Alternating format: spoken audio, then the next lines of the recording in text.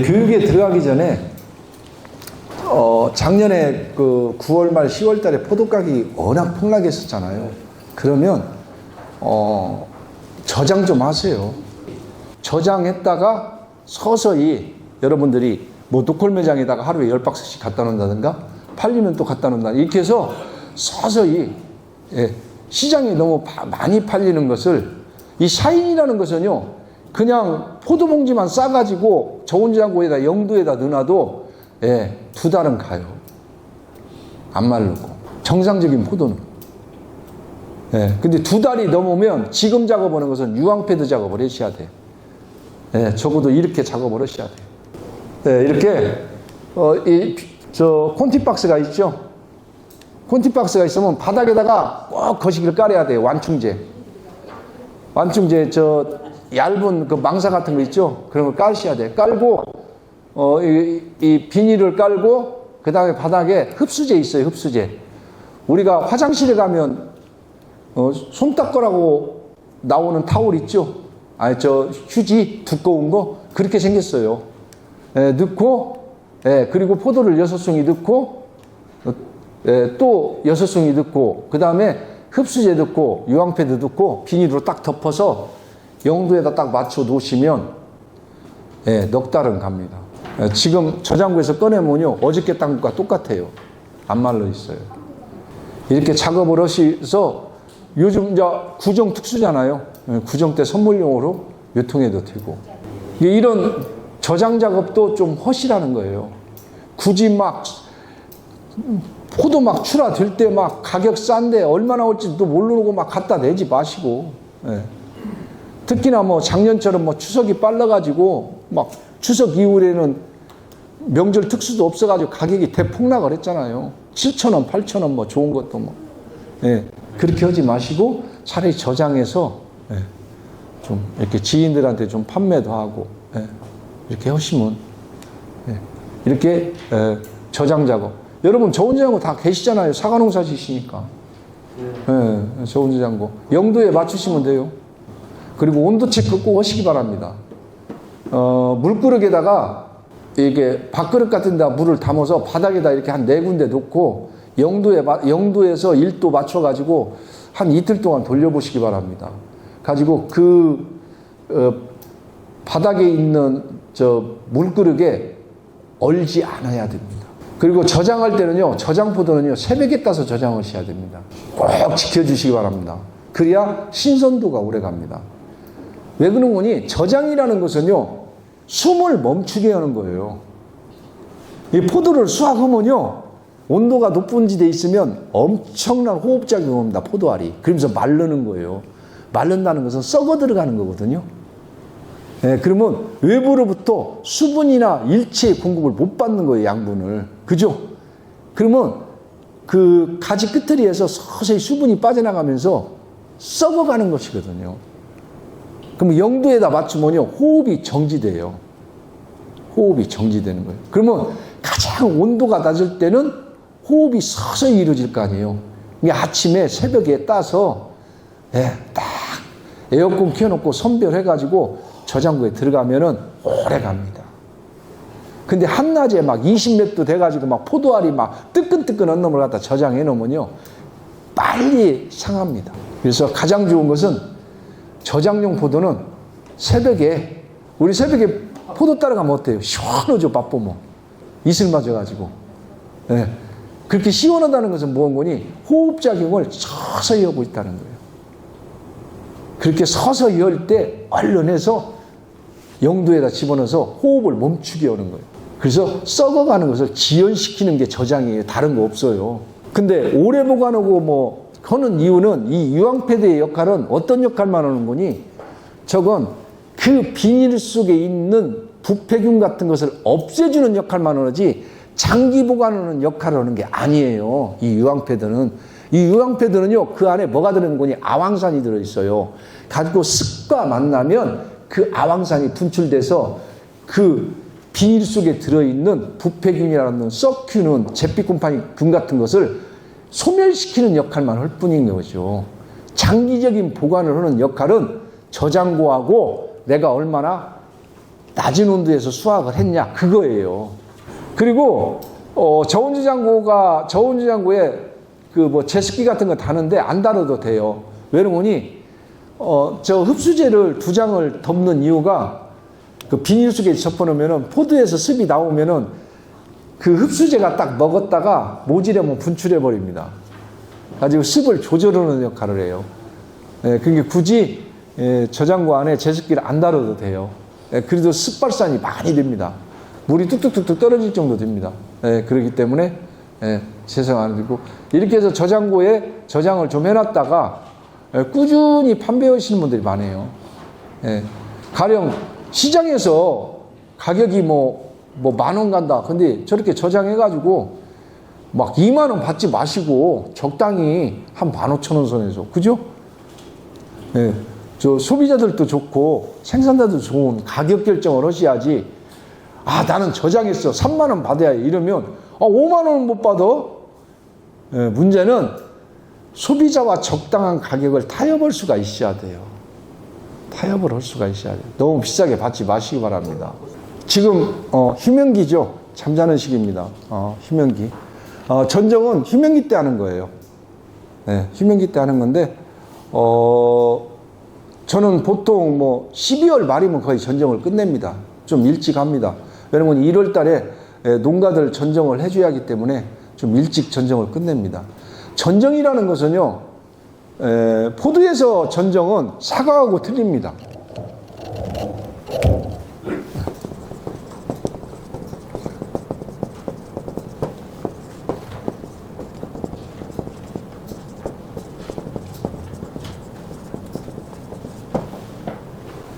전정이라는 것은요, 첫째 계획 생산이 가능합니다. 포도는 계획 생산이고, 두 번째는 지하부와 지상부의 균일을 맞추는 겁니다.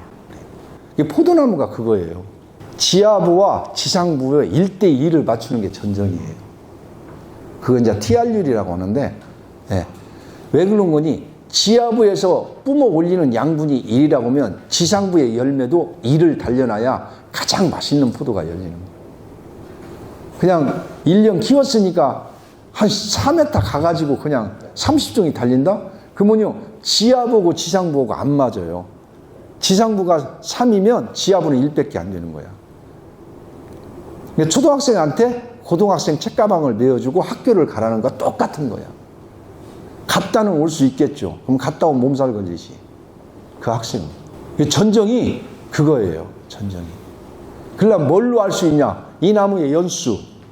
2년생은요, 모든 포도나무 품종이요, 15송이가 넘으면 안 돼요. 1년 키워서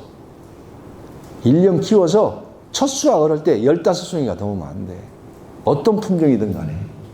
왜? 1년생 키우면요, 뿌리가요, 세근은 없고 직근만 가요. 쭉쭉 뻗어간다. 근데 세근이 많아야 이게 세력이 안정화를 오르면서 뿜어 올릴 수 있는 양분을 딱 맞춰주는 거예요.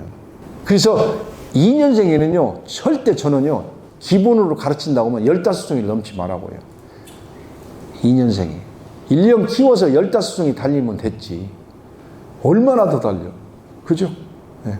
그 양쪽으로, 양문자재 배운다고 양쪽으로 7놈만 가면 돼야. 가지고 한 가지에 한 송이씩만 붙여도 15송이 돼요. 그죠?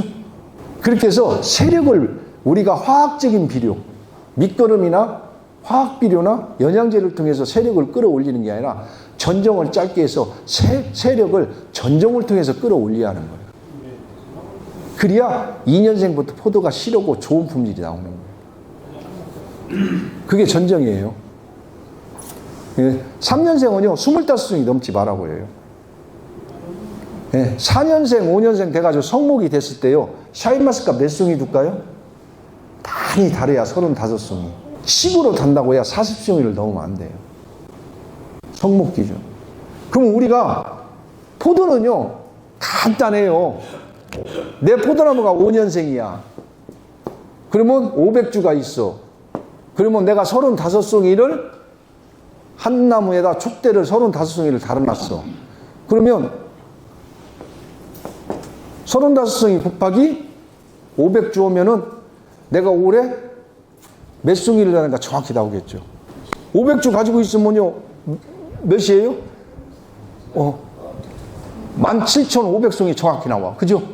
그러면 내가 봉투를 18,000개 신청하면 돼요. 그러면 포도 700g짜리 만들 거야. 그럼 삼수. 그럼 박스를 내게 몇 개 신청해야 해요? 7, 8,000개 신청하면 정확해, 그냥. 그잖아요. 예, 그냥 나와버려, 그냥. 계획 생산이 가능해. 사과는 그렇지 않죠? 예. 포도는 이게 계획 생산이 다 돼요. 박스 신청량, 퇴비 신청량도 다 나와. 뭐, 정확히 나와. 계획 생산이 가능해, 계획 생산. 전정은 휴명기 때 하시면 좋습니다. 언제까지 하면 좋은 거요? 되도록이면 2월 초까지 끝내주셔야 돼요. 예, 전정은 2월 초까지 끝내주시면 됩니다. 2월 초까지 끝내주시면 되고, 가장 핵심 요건이 발화 시점이에요, 발화 시점. 예. 우리가 뿌리가 움직이는 시점을 여러분들이 조절할 수가 있어. 그러면 그게 바로 뭐냐? 첫물 주는 시기.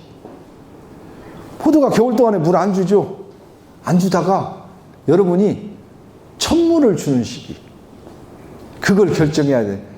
저희 지역 같은 경우는 보통 한 2월 20일경이 첫물 주는 시기예요. 이 평야지대는. 그러면 여기는 한 2월 말쯤 되겠죠. 2월 말. 낮과 밤의 평균 기온이 5도 이상일 때. 그러면요, 얘네들이, 준비를 해요. 준비를. 네, 살아있는 거기 때문에 준비를 해요. 우리가 첫물을 딱 줘가지고 한 4시간 줘서 뿌리까지 수분이 쭉 들어가잖아요. 그러면 뿌리가 그 물을 딱 접하잖아요. 그러면 움직이기 시작해요. 흡수를 하면서. 잠에서 깨는 거예요, 잠에서. 너 이제 일어나. 일해야 돼. 예. 250일 달려봐야 돼. 하면서 첫물을 주는 시기를 결정해요. 첫물을 주면요. 첫물 주고 나면 정확히 열흘 안에 물흐름이 시작돼요. 그래서 첫물 주는 시기를 여러분들이 결정을 하셔야 돼. 저희 지역 같은 경우는 보통 2월 한 20일에서 한 25일 사이에 첫물을 딱 줘요. 그러면 3월 초 되면 정확히 물이 뚝뚝뚝뚝 떨어져. 전쟁했던 부위가. 물이 뚝뚝뚝뚝 떨어져. 네. 그럼 여기는 우리 지역보다는 춥죠. 그러면 여기는 한 2월 말경이 정확할 거예요. 그래서 첫물 주는 시기. 그때를 여러분들 잠에서 깨우는 시기예요. 잠자는 것은. 네, 그러면 새뿌리가 안 나와 있고 묵은 뿌리만 있죠. 그럼 묵은 뿌리는요, 수분밖에 흡수하지 못해요. 그러면 새뿌리가 언제 나오냐? 저희 김제 지역 같은 경우는 4월 20일경에 나와요. 근데 여기 지역 같은 경우는 한 4월 말 되겠죠. 근데 음은 이만큼 나와 있어. 음은 나와 있는데 새뿌리가 안 나와 있어.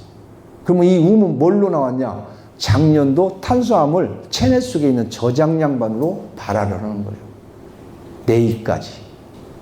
이게 포도가, 그래서 낙엽과수는요, 저장량분으로 발화를 해요. 네, 그래서 첫물 줄 때 핵심, 곧 닥치네. 첫물 줄 때가. 첫물에서 새물 줄 때까지는 4시간 이상 줘라. 예, 근데 내 토양이 물 빠짐이 안 된다. 그러면 나눠서 줘야요. 아침에 1시간, 점심에 1시간, 저녁에 1시간. 그렇지 않으면 오전에 2시간, 오후에 저녁 때 2시간 해서 뿌리가 있는 데까지 물이 내려가게끔 하고 흘러내리게 해주시기 바랍니다. 흘러내리기. 도랑에 물이 흘러내릴 정도로 주셔야 돼요. 왜냐면 물이 흘러내린다는 것은 토양 속에 있는 노폐물을 빼내는 역할을 해요. 특히나 무엇을 빼내냐? 이씨를 빼내, 염을. 우리가 가축분 TV 같은 거 이런 거 쓰다 보면 토양 속에 염이 많이 들어 있습니다. 그러면 염을 빼내야 돼. 그러면 언제 빼내냐? 새뿌리가 안 나왔을 때 원 없이 줄 수 있어. 그러면 언제냐? 첫물, 두물, 세물. 뭐 5일 간격? 뭐 이런 식으로 해서 쭉 꾸준히 주는 거예요. 네, 꾸준히 주는 거예요. 네. 그래서 첫물 주는 시기를 결정한다. 두 번째는 첫물, 두물, 세물까지는 충분히 주어라. 저 같은 경우는 뭐 한 2시간 정도 꼬랑에 물이 흘러요. 그러면 오늘 아침에 2시간 줬다가 그러면 이게 싹 스며듭니다. 그러면 저녁 때 가서 또 2시간 또 줘요. 아주 흘러내리게 줍니다. 흘러내리게. 그러면 토양 속에 있는 질소나 가리나 이런 것도 물과 녹아서 같이 흘러내려요. 예, 그렇게 해서 충분히 물을 줘서 염은요, 물밖에 없어요. 빼내기는 가장 좋은 게. 뭐 인도 불용하라 잘 안 빠지는데 수용성인 같은 건 빠집니다. 그래서 그렇게 해서 토양을 살아있게 만드는 게 잠자는 걸 깨우는 겁니다. 한 가지를 내가 이제 쭉 늘였죠. 확장지를 늘였죠. 그러면 꼭 아상 처리를 넣으셔야 돼요. 언제 하냐? 천물 줄 때. 근데 천물 주고 나서 원래 하는데 천물 주고 나서 아상 처리를 하는데 그렇게 되면 땅이 질어. 그렇죠? 그러면 내일 천물 줘야지. 그러면 오늘 아상 처리 하는 거예요. 원래 아상 처리는요, 물 떨어지기 14일 전에 하게 돼 있어요. 그러면 내가 물이 언제 떨어질지 아냐고. 천물 주고 나면요, 14일에 물이 떨어집니다. 그래서 아상 처리는 14일 전에 하는데, 여기 보다시피 1년생까지 이렇게 확장지를 이렇게 10단을 늘렸다 그러면 첫 번째 두세 단은 안 해도 돼요. 끝털이 2개도 안 해도 돼. 그러면 이 가운데 것만 5개 해야 되는 거예요. 눈앞에 1cm에다가 아상가위로 상처를 내주는 거예요. 그 이유는 뭐 때문에 그런 거니? 포도 가지 속에 옥신이라는 물질이 있어요. 그럼 물이 오르게 되면 가지 속에 드는 옥신이 녹아버립니다. 물 속에. 녹아서 뒤로 와요. 뒤로 오는데 눈앞에 1cm 상처를 주면은 눈으로 못 올 거 아니에요. 그죠? 가지 이렇게 돌아서 갈 거 아니에요. 그 옥신이 바로 뭐냐? 발화를 못 오게 하는 물질이에요. 그러면 물이 오를 때 뭐가 오냐? 사이트킨이라는 물질이 올라와. 사이트킨이라는 물질. 그것은 발화를 시키기 위해서 봄에 물 오를 때 지네들이 생성해서 만들어서 올라와요. 그것은 발화를 촉진하는 물질이에요. 그러면 눈앞에 1cm에 상처가 있으니까 눈 있는 데서 딱 멈춰서 눈 있는 데서 빙글빙글 돌 거 아니에요. 그래서 발화를 촉진해요. 거봉 같은 경우는요, 사배체 거봉 종류 같은 경우는요, 아상 처리를 안 하면요, 여 끝들이 2개만 나오고 안 나와버립니다. 눈 안 나와버려요. 눈 10개를 쭉 늘여놔도 안 나옵니다. 미국종 같은 건 잘 나와요. 캠벨 같은 거 이런 거 아상 처리 안 해도. 근데 거봉 계통은요, 거의 안 나와버립니다. 샤인도 안 나와요. 아상 처리 안 하면. 1년생 가지, 작년에 자란 가지를 내가 이렇게 나는 좀 오래 덧다 약을 이렇게 늘리면 무조건 아상 처리를 해야 된다. 언제? 물오름 14일 전에. 그러면 그 물오름 14일 전이 언제냐? 천물 주는 시기에 하라. 이해가셨어요? 예. 그래서 아상 처리를 꼭 해야 된다는 말씀 드립니다. 이렇게 눈앞에 이렇게 상처를 내는 거예요. 이렇게 눈앞에. 이렇게 상처를 내면 물이 뚝뚝뚝뚝 떨어지죠. 이렇게. 그건 뭐 때문에 그러냐? 옥신과 사이트킨이 균형을 맞추기 위해서 그런다. 꼭 알아두시기 바랍니다. 그렇게 하고 천물, 두물, 세물 주고 나면 3월 초중선이 될 거예요. 그러면 우리가 이제 1년 먹을 밑거름을 넣어주는 거예요. 바로 튑이라는 것을. 밑거름을 넣어주죠. 아까 말씀드렸죠. 튑이는 좋은 것 써라. 근데 내 땅이 전에 뭐 밭으로 사용했던 곳이고 사과밭으로 사용해가지고 유기물 함량이 높아가지고 포도나무 심어놓으면 막 1년 키우면 가지가 이렇게 두껍고 하면요, 1년간 뛰세요. 주지 마시라고. 먹을 거 천진데 왜 자꾸 주냐고. 그도 포도 달리면 아까우니까 또 주어. 제발 주지 마세요. 한 3년 굶겨도요, 포도 따는데 아무 지장 없습니다. 그렇게 거름기 많은 데는. 제발 부탁이에요. 안 줘도 됩니다. 그리고 나중에 포도 달려서 서운하면은 관주를 해주든가 웃거름으로 요소나 염화가래 같은 거 줘도 돼요. 굳이 센데 주려고 하지 마시라 이 말씀이에요. 막 살찐 사람한테 자꾸 고깃집만 데리고 가는 거 똑같은 거예요. 빨리 죽으라는 거예요. 빨리 죽으라는 거예요. 제발 부탁인데 내 포도나무가 너무나 세력이 세고 너무나 왕성하고 하면요, 굶기세요. 굶기시라고. 그리도 넘쳐요. 토양 속에 너무 많기 때문에 그러는 거거든요. 그럼 1년 뛰시라고. 1년 뛰어도 세다. 그러면 또 뛰어. 안 줘도 돼요. 그러면 퇴비 주는 시기가 언제냐?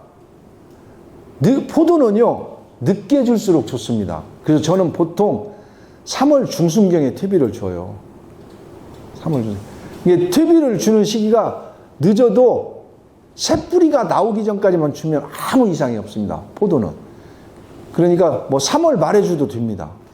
대부분 3월 말하로 퇴비를 주시라고 하는데, 포도는요, 제발 부탁인데 퇴비를 많이 주면 안 됩니다. 포도라는 품종은. 내 포도밭이 수세가 약하고 그런 것은 포도나무 때문에 그런 게 아니라 토양에 문제가 있는 것이지, 그냥 맨바닥에 포도나무를 심어도 포도나무는 크게 돼 있어. 덩굴성 식물이라.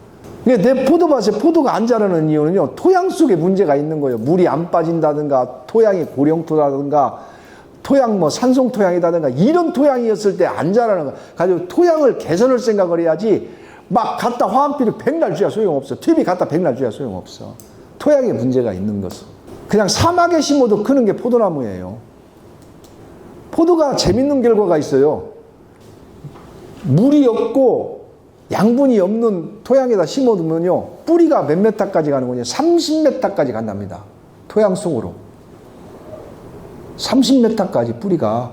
천근성 포도나무가. 뿌리라는 것은요, 물과 양분을 찾아서 스스로 일을 해요. 운동을 하는 거야. 없으면 막 내려가요. 물이 있는 데까지. 왜? 수분이 있어야 양분도 있거든. 미국 캘리포니아 같은 데 가면 사막에도 심잖아. 터키 같은 데 가보세요.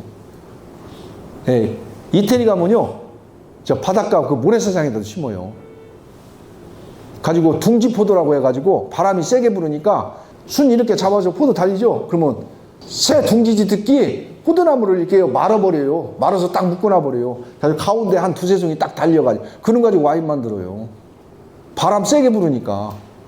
남아메리카 쪽, 저쪽, 칠레 그쪽 가보면요, 구디기 파놓고 심어요. 바람 세게 부는 데는. 물 빠짐만 뒤면요, 미친 듯이 크는 게 포도나무다는 거 말하듯이 말합니다. 그래서 퇴비를 줄 때는, 예, 여러분, 포도는 감사비를 줘야 안 줘요? 사과는 줘야요. 배도 줘야 되고, 복숭아도 줘야 되고. 근데 포도는 감사비를 주면 돼야 안 돼요? 안 돼요. 포도는. 왜 그런지 아세요? 자가수정식물이기 때문에 그래요. 자, 사과, 배, 복숭아, 살구, 자두, 모든 것은요, 타가수정식물이야. 쉽게 말해서 누가 와서 수정을 시켜야 해요. 그리고 가네들은 꽃부터 피어. 세력이 세든 어쨌든 상관이 없어. 꽃부터 피니까 일단 수정시켜놓고 열매 달아놓고 시작해. 열매 달아놓고 시작한다고. 사과, 배, 복숭아는. 그죠? 예, 사과 꽃부터 피지 순부터 나와요? 안 그러잖아. 근데 포도는 뭐부터 나와요? 순부터 나와. 감사비를 주면 어떻게 해? 쭉 뻗어 올라가는 거지, 도장지. 이게 포도 농사는요, 벼농사 짓듯이 지어야 돼. 벼가 뭐예요? 자가수정식물이요. 포도도 자가수정식물이에요. 네, 스스로 수정한단 말이야. 암수가 같이 있어서. 그래서 풍매화예요. 풍매화. 바람에 의해서 수정이 돼. 벌이 필요 없어요. 바람에 의해서 수정돼. 우리가 벼농사 짓다가 거름 60만 원 신 분들 있죠. 이삭거름 막 요소 몇 푸대 더 줘가지고 어떻게 지푸랑 농사만 짓죠. 수정 안 돼. 질소 많으면. 그러니까 가을 돼도 시퍼려. 황금벌판이 하는데. 가을 돼가지고 벼가 황금색으로 변하면은 양분의 흐름이 열매로 싹 가는 거예요. 가지고 막 통통해. 그래야 막 한 필지 1200병에 막 30가마니 먹는 거예요. 근데 어느 집 가면 쌀래기만 나와. 20가마니도 못 먹어. 그 거름 60만 원에서 그러는 거예요. 수확기에 다다르면요, 질소가 없어야 하는 거예요. 자가수정식물은. 이게 포도도 마찬가지요. 수확기 다다르면 새순이 안 나가야 해요. 그래야 열매가 기가 막힌 거예요. 열매가. 근데 계속 쭈어 막. 농약사 가면 막 영양제 주라고 막 양액 주라고 막 토양 속에다 넣으라고 이거 넣어야 잘 익는다고 계속 줘. 그러니까 가을에 포도 딸 때도 돼도 계속 영양생장을 하고 있는 거예요. 영양생장을 하고 있는 거예요. 그러면 양분의 흐름이 영양생장으로 몰리지 생식생장으로 안 간단 말이에요. 열매로. 열매로 안 간다 이거예요. 네. 네. 그래서 제발 부탁인데 포도는 얼마든지 웃거름으로 쓸 수 있어요. 웃거름으로 쓸 수 있어요. 그러니까 밑거름은요, 적당히 넣으시기 바랍니다. 적당히. 뭐 만수학 거는 포도밭 보면요, 우리가 보통 칡으로 많이 넣을 때가 20kg짜리 푸대팁이 있죠? 200푸대 이상 안 넣어요. 근데 저는 한 100푸대밖에 안 넣어요. 1200평에 100푸대. 100푸대? 100푸대면 얼마예요? 4,000원짜리 쓰면 40만 원 넣고 1년치 먹어요. 40만 원 넣고 1억 빼먹어. 1200평에. 얼마나 좋아. 많이 넣는다고 좋은 게 아니야. 많이 넣는다고 되는 거야. 포도는 절대 많이 넣는 거 아니야. 왜? 영양생장을 먼저 하니까. 영양생장을 먼저 하는 나무가 딱 두 나무 있어. 과일나무 중에. 감나무하고 포도나무. 감도 순이 먼저 자라죠. 가지고 감꽃을 달고 나오잖아. 감꽃을. 그 나중에 수정이 되죠. 수정이 됐어. 근데 감농사 지으신 분들이 그래요. 수정이 되었어. 수정이 됐는데 막 감이 싹 쏟아져 버려. 한 막 몇만 개가 막. 해거리연에 그래요. 무슨 해거리요. 전정을 안 해준 거지. 감나무도요. 포도나무처럼 전정해야 돼요. 두는 전지. 가지고 옛날 어르신들이 자연전지를 했잖아. 감 딸 때 끊었잖아. 전지하는 거예요. 전지하는 거예요. 귀농 오시는 분들이 맨 먼저 감나무 심어놔. 가지고 우리는 안 돼야. 해거리요. 하면서 확 뽑아내버려요. 그럼 모르는 거지. 왜 그런 거니? 새순이 이만큼 나왔어. 그럼 눈이 몇 개요? 감나무? 취야 몇십 개 되죠, 눈이. 그러면 눈 하나에 감꽃을 몇 개씩 달고 나와? 5, 6개 달고 나와. 그러면 이 한 가지에 감이 벌써 수백 개가 달리는 거예요. 근데 나무를 전정을 안 했어, 한 나무를. 그러면 수만 개가 달려. 못 견디는 거지, 힘이 붙여서. 그걸 어떻게 키워내? 그러니까 싹 쏟아져 버리는 거예요. 그게 해거리가 아니야. 그놈을 두는 전지 했어, 막 포도처럼. 딱 두 가지만 달고 나가지고 열송이 딱 달고 나오지, 감. 그럼 맛있지. 거기서 몇 개 따내면 더 커지고. 해거리 한다고요, 해거리. 무슨 해거리요? 모르니까 그러는 거지. 그래서 꼭 부탁드리는데, 포도는요, 나중에 열매 달아놓고 거름줘도 돼요. 달아놓고 거름줘도 돼. 그래서 밑거름 시비는 저 같은 경우는 편하게 합니다. 여기 보시면 파쇄를 합니다. 파쇄. 지금 이 파쇄해 놓은 거예요. 가지. 가지에 빠져놓고 팁이 이렇게 뿌려요. 제가 500평 이 하우스인데요. 500평 하우스에 팁이 41포 넣었어. 팁이 41포. 석회 4포. 이렇게 석회 4포. 한 동에 한 포씩 4포 딱 뿌리고 팁이 40포 뿌리고 이렇게 노타리 쳐. 그리고 저팔계 솥이라고 당그리질 딱 혀. 가지고 차광막 딱 덮어. 끝. 1년 농사 시작이요. 그리고 물 한번 쫙 줘. 스프레이 차광막 덮어놓고. 얼마나 깨끗해요? 융당 같죠? 저희 하우스예요. 이렇게 하면 병도 안 걸려. 왜? 이파리나 이런 것들이 거기에서 다 녹균이나 탄저 이런 것들이 월동하거든. 그래서 입은 무조건 소화가 해요, 저는. 자, 그리고 이 유인하는 것은 1년생까지 이렇게 유인하는 것은 언제 하는 게 좋은 거니? 물오름이 끝난 다음에 오시기 바랍니다. 그냥 대충 걸어놓고요. 팁이 들 때까지 그냥 놔두세요. 그러면 3월 하순쯤 되면 물오름이 끝나잖아요. 물이 떨어지는 게 안 떨어지죠. 그러면 포도나무 가지 속에 수분 상태가 최적이야. 그때 갔다가 이렇게 유인해서 묶으면 잘 안 끊어져. 막 지금 가보면 벌써 다 묶어놓은 사람들이 있어. 다 풀려야 해요, 아상 처리하려면. 이게 묶을 거 없어. 그냥 대충 걸어놓기만 해. 앉아 빠지기만 하면 돼. 팁이 될 때까지는. 전정해놓고 그냥 놔두면 돼요. 그다가 언제 묶냐? 물흐름이 끝난 다음에. 이게 이러는 법이에요, 이게. 이러는 법. 지금 가서 묶으면요, 뚝뚝 잘 끊어집니다. 수분이 다 빠져나간 상태라 지금 강제로 이렇게 휘잖아요. 그냥 다 끊어져 버려요. 다 끊어져 버려요. 그러니까 언제 하냐? 물흐름이 끝난 다음에. 유인 작업을 하십니다. 또 한 가지 잊어버렸는데, 첫물, 두물, 세물 주고 나면요, 주기적 관수를 하셔야 됩니다. 주기적 관수. 주기적 관수를 어떻게 하냐? 센터를 잡으세요. 기준점을. 한 일주일. 기준점을 잡아가지고, 내 토양이 물 빠짐이 너무 좋다. 그러면 한 5일에 한 번씩. 그리고 내 토양이 수분 상태가 너무 많다.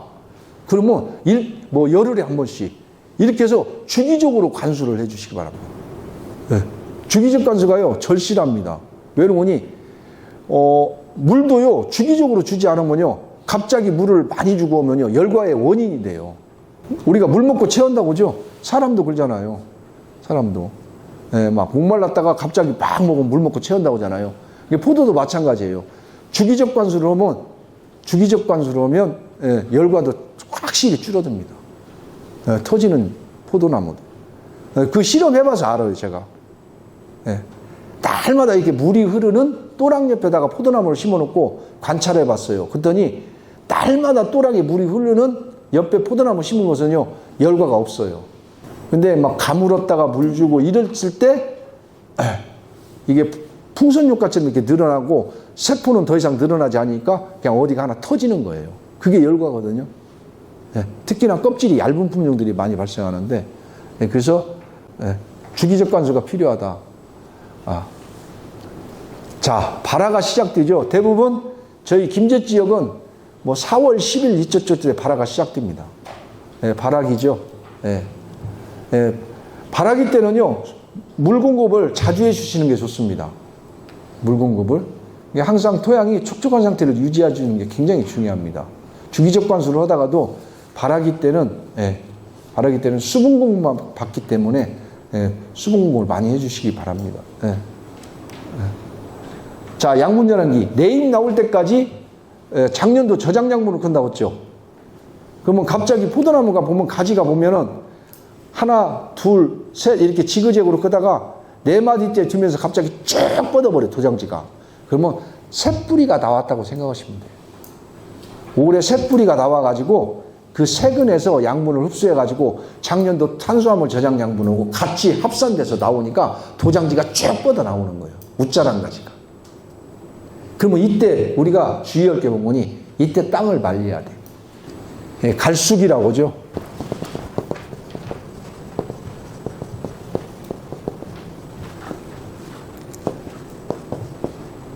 쉽게 말해서 개화기 전까지. 그럼 개화기 전이면 좀 어렵죠? 그러면 샤인마스카트 꽃송이 다듬으려고 할 때.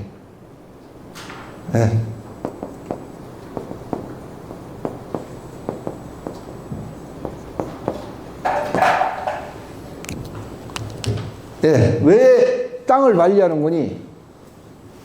여러분, 이때는 연양생장기예요. 연양생장기 때문에 이 마디를 두드리면 작게 하는 게 좋습니다. 그럼 마디가 짧아지면 뭐가 작아질까요? 입이 작아져요. 성장기 때 입이 한번 크면은 더 이상 안 큽니다. 더 이상 안 커요, 입이. 그 마디도요, 한번 성장기 때 한번 딱 고정돼 버리면 더 이상 안 늘어납니다. 그러면 이때 땅을 말리면 토양 속에 있는 세근이 자리하고 있는 위치에서 양분을 흡수하지 못하니까 깊이 내려갑니다. 그러면 자기 에너지를 태우는 거예요. 새뿌리가 더 많이 발생된단 말이에요. 땅이 말라있기 때문에. 왜? 물을 찾아갈 수밖에 없기 때문에. 이게 바로 갈수기예요. 그럼 언제냐? 내입, 펴진 입으로 새입 펴져가지고 내입으로 넘어갈 쯤부터 꽃송이 닫기 전까지 한 20일간 땅을 말립니다. 땅을 말리면 뿌리가 깊게 박입니다. 깊게. 지하 수위를 낮추는 거예요. 토양 속에. 근데 이런 포장들 많이 있을 거예요. 전체를 다 비닐로 덮은 포장들. 제춤에 뜻가른 포장들. 이런 포장들은요, 갈수기를 못 만듭니다. 수분 용탈이 안 되기 때문에 한번 물 주면 보름씩 가요. 이런 토양들은 땅을 못 말립니다. 말리고 싶어도. 절대 못 말립니다. 그래서 제가 차각막 재배를 권해드린 이유가 그거예요. 차각막은 다 구멍이 뚫어져 있어서 바람만 조금 불고 해도 수분이 잘 말랍니다. 토양이 잘 말라요. 용탈도 되고. 근데 제초매트나 비닐친디는요, 안 말릅니다. 죽어도 안 말릅니다. 한 달간 물 안 줘도 포도 암시 않습니다. 수분 증발이 안 되기 때문에 그래요. 내가 말리고 싶을 때 못 말려요. 이게 세력이 세지잖아요. 그러면 내가 야를 통제할 수 있는 방법은 단 한 가지뿐이요. 물 관리밖에 없어요. 물 관리밖에. 근데 제초 매트나 비닐 처리는요, 내가 물 관리가 안 돼. 물 끊어도 소용없어. 물을 10을 주면은요, 그 10을 다 가지고 있어요. 비닐로 덮은 데나 제초 매트 덮은 데는. 예, 증발이 안 돼야. 예, 못 말려요, 말리고 싶어도. 그러면 그런 포장들은 거의가 뿌리가 다 위에 있습니다. 다 솟아 있어요. 그래서 제초 매트나 비닐 깔은 포장들이 여름에 고온 장애를 더 심하게 입습니다. 조금만 더워도요, 그냥 입이 처져 버려요. 왜 그런지 아세요? 뿌리가 위에 있으니까 이 검정 비닐 쳐버리면 막 토양 온도가요, 막 급상승 해버립니다. 급상승 해버리면요, 그 청근성 포도 세근이 거기서 말로 비틀어져 버려요. 물을 흡수할 수 있는 총량이 줄어들어 버리는 거예요. 물을 빨아들이는 세근들이 다 죽어버리니까. 그러니까 그런 포장들은 저 갈수기가 의미가 없다. 땅을 말린다는 것은요, 마디를 작게 하고 양분을 적게 흡수게끔 만드는 거예요. 그러면 잎도 작아지고, 잎이 작아지면 어떤 일이 생겨요? 통풍이 잘 되겠죠. 네, 통풍이 잘 되겠죠. 그러면 빛이 잘 들어가겠죠. 네, 빛이 잘 들어가고 가장 핵심이 뭔지 알아요? 가지에 빛이 들어가야 돼, 가지에. 우리 비타민 B 부족은 뭐예요? 햇빛 안 봐서 그러죠. 각기병 걸린다고 그러죠. 포도나무도 마찬가지예요. 가지고 가지에도 빛이 투과가 돼야 돼. 근데 세렉센 포장감 보면 잎이 호박잎이야. 다 덮어 있어. 다 덮어 있어. 잎이라는 것은 그늘이지면 어떻게 해요? 자연적으로 황화현상이 나서요, 도태시켜버립니다. 빛을 못 보면. 잎이라는 게. 근데 잎이 작으면 다, 예, 빛을 향해서 방향을 틀어요. 통풍 조달되고. 그럼 병해충이 덜 걸리겠죠. 잎이 호박잎만 하고요, 잎이 이만한 거다고 해서 탄수화물 만드는 총량은 똑같습니다. 예, 잎이 작을수록, 예, 포도는 좋은 품질이 나오는 거예요. 그럼 마디가 짧아지면 어떻게 해요? 잎수가 많아지겠죠. 그러면 마디가 짧다는 것은 웃자란 가지 도장지가 적다는 거예요. 그러면 동해에도 건강한 나무예요. 동해에 견디는 힘도 강해져. 그래서 양분전환기에서 꽃피기 전까지, 개화기 전까지 중간 단계에서 갈수기, 땅을 말려야 된다. 땅을 말려서 에너지를 태우게 하는 거예요. 새뿌리가 많이 나오게 하는 거예요. 깊이 들어가게 하고. 네. 또 한 가지 좋은 점이 뭐가 있어요? 뿌리가 깊이 내려가면 표투에서 흡수하는 양분이 있는가 하면 심투에서 흡수하는 양분이 또 달라요. 인삼 같은 것은요, 심투에서 흡수합니다. 그러면 운동장이 넓어지는 거예요. 운동장이. 양분을 흡수할 수 있는, 네, 공간이 넓어진다는 거예요. 그래서 나무가 건강하게 자랍니다.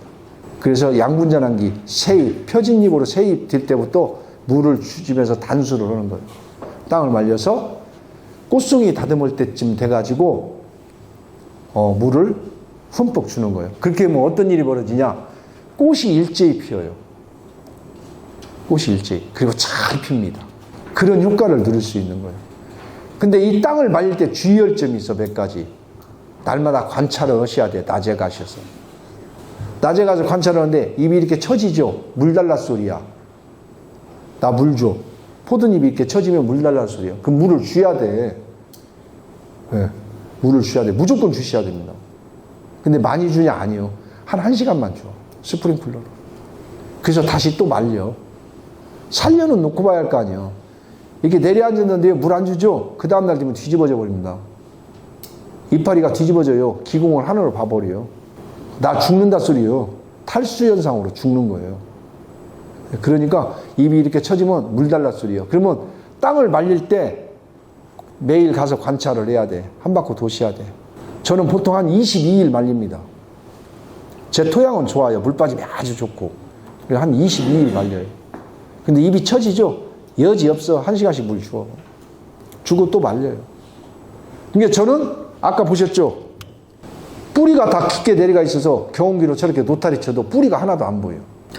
그 작업을 수십 년 동안 농사를 지었더니 굵은 뿌리 하나 없어요. 노타리 쳐야. 경운기로 노타리 쳤거든요. 네. 뿌리 하나 보이는가 보세요. 하나도 안 보여요. 이 갈수기를 통해서 관리를 했기 때문에. 네. 또 한 가지 이렇게 노타리를 치면 어떤 장점이 있냐? 미량요소 결핍 현상이 안 일어납니다. 땅을 흔들어 줬기 때문에. 우리가 샤인마스카스의 가장 미량요소 결핍 현상이 뭔지 아세요? 첫째, 마그네슘 결핍. 두 번째, 철 결핍이에요. 마그네슘 결핍, 입이 황화되죠? 네. 마그네슘이 없어서 마그네슘 결핍이 일어나요? 안 그래요. 그런 포장들 대부분 가보면 염이 많고, 두 번째, 노탈이 안 친대요. 토양 관리 안 한대요. 그냥 위에다 튜브 뿌리고 그냥 덮은 거야. 그럼 우리가 마그네슘 결핍이 일어나면 어떻게 해요? 막 마그네슘, 수용성 마그네슘 갖다가 막 이파리에다 뿌려. 그리고 막 관주를 해. 도로 마찬가지요. 흡수를 못 하는 거예요, 흡수를. 땅을 흔들어 주지 않았기 때문에. 근데 그의 튜브 넣을 때 경운기로 노탈하면 딱 치고 해봐봐요. 마그네슘 결핍이 일어나나? 하나도 안 일어나. 작년에 그렇게 일어났던데도 없어져 버려, 그냥. 물 빠짐이 안 되는 데는 노탈이 못 쳐요. 두 번째, 삽목 심은 데 노탈이 못 칩니다. 네, 실생 심은 데는 노탈이 못 쳐요. 그래서 저는 젖목을 꼭 심는 이유가 땅을 관리하기 위해서, 토양을 관리하기 위해서. 우리가 왜 토양 물리성 자꾸 따져 쌓고 그러는지 아세요? 경도가 좋은 토양에서 가장 맛있는 당도 높은 과일이 나왔다. 경도가 뭔지 아세요? 그 진흙장 가면 경도 측정기가 있어요. 꽂을대예요. 1m 되는 꽂을대. 사람이 이렇게 눌러서 1m까지 땅 속에 그 꽂을대가 들어가야 하는 거예요. 그렇게 들어간다는 것은 무엇을 의미해요? 토양 물리성이 좋다는 거예요. 물 빠짐이 좋은 토양이라는 거예요. 그게 경도가 좋은 토양이에요. 그렇게 경도가 좋은 토양에서 가장 맛있는 과일이 생산되더라. 네, 그게 논문으로 나와 있어. 물 빠짐이 좋은 토양은 물이 그냥 주면은 쑥 내려가야 돼. 이게 물 빠짐이 아주 좋은 토양이야. 근데 우리나라 토양은요, 뭐 황토, 마사, 고령토, 점질 그러잖아. 그건 물이 잘 흐르는 토양이야. 물 빠짐이 뒤는 토양이 아니야. 왜 물 빠짐이 잘 돼야 되는 거니? 물이 토양 속으로 들어간다는 것은 물만 내려가는 게 아니에요. 물만 내려가는 게 아니라 공기를 밀고 내려가는 거예요. 공기를 밀고 내려간다는 것은 토양 속에 미생물들을 활성화시키는 거예요. 물 빠짐이 좋은 토양이라는 것은 물이 잘 밑으로 내려가는 토양이라는 거 아시기 바랍니다. 대부분 포도나무 심어놓고 안 자라는 토양은요, 거의 물백인 토양이에요. 네, 거의 고령토고, 산 밑에. 뭐 도자기 만드는 토양 노란 흙 있죠? 네, 뭐 떡살이라고 하죠, 완전. 네. 그런 토양들은요, 포도가 자랄 수가 없어요. 네, 그런 토양들에서 땅 파가지고 30cm만 파가지고 냄새 맡아보면요, 시궁창 냄새 나요. 물이 썩고 있는 거예요. 물이 썩으면요, 가스가 나오고, 가스가 나오면 새뿌리, 세근이 나가면 죽어버려요. 그러니까 생명유지만 하고 안 크는 거예요. 물 빠짐이 안 되는 토양에 나무를 심으면. 어떤 나무를 심어도 마찬가지예요. 이게 물 빠짐이 되는 토양이어야 되는 거예요. 이게 물 빠짐이 되는 토양만 만들어 놓으면요, 포도나무는요, 농사 짓기 쉽습니다. 네. 물 안 주면 땅을 말리고, 그죠? 네.